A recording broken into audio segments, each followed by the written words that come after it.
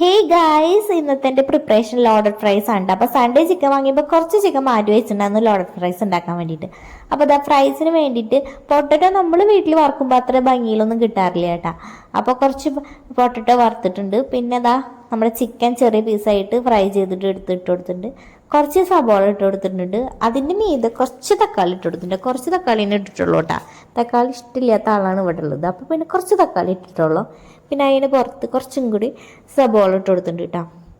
പിന്നെ കുറച്ചും കൂടി ഭംഗി കൂട്ടാൻ വേണ്ടിയിട്ട് ഞാൻ കുറച്ച് മല്ലിയിലയും കൂടി ഇതിൻ്റെ പുറത്ത് ഇട്ട് കൊടുത്തിട്ടുണ്ട്.